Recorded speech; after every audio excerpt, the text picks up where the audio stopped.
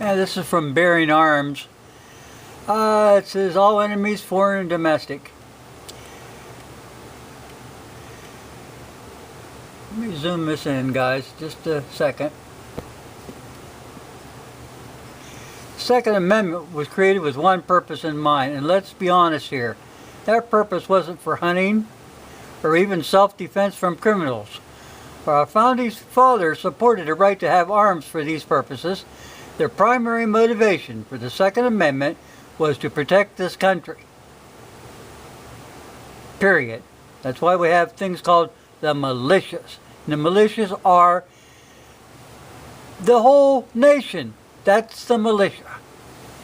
It's not your National Guard, because the National Guard can't be a militia, because are they allowed to keep firearms in their homes? No, they are not the militia. Even Japanese Admiral Yamamoto, he argued that invading the United States would be a disaster because there would be a rifle behind every blade of grass. Okay? In other words, much of our domestic tranquility, the fact that no nation wants to set foot on American soil and try to get rowdy, stems from the fact that we have an armed population. And that matters these days. It matters because we do have people who are more than willing to get rowdy on American soil. And they're mostly in politics. We have enemies, both foreign and domestic. Now, here's something, you know, our Democrats and some of the Republicans broke their oath of office to protect the Constitution of the United States. That makes me rowdy. That makes me very effing rowdy. But that's not the purpose of this. They talk about violence. This country has always been violent. Everybody in this world can get violent. Why don't you go over to some old lady's house and steal her dentures and see how doggone rowdy she gets, how violent she becomes. There are different forms of violence too. You know, it's like you're brought up as a child, as a man, to think that, you know, you took an oath too when you get married, to for better or for worse, for richer or poorer, in sickness and health. You took that literally. But then again, some guy comes along and tries to steal your wife. Well, guess what? You get violent.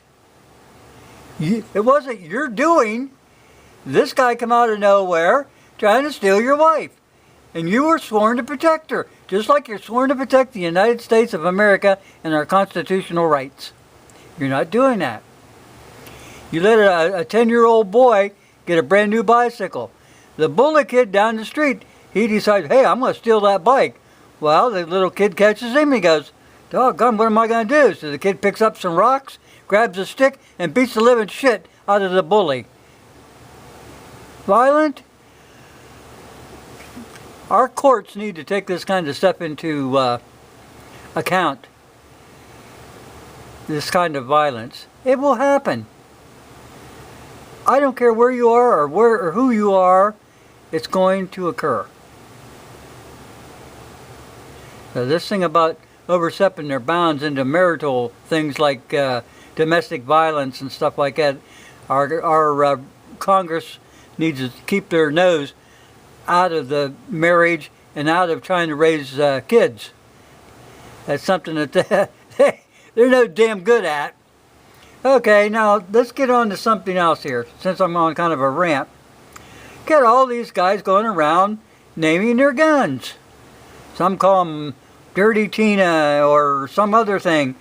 Guys, let's get a grip on things and think this out. You know how stupid this is? I'll tell you the reason. If you have a gun, okay, name it after your wife. Maybe your wife is named Betsy. You name it Betsy 1, Betsy number 2, Betsy number 3, Betsy number 4. That way you don't get her name wrong.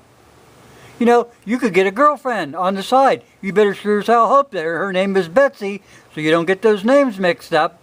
If you're dating a guy named Jose, you want all your guns to be named Jose. You know? Think. Think, guys, think. Okay. I better get off my soapbox here, and I'll catch you guys later.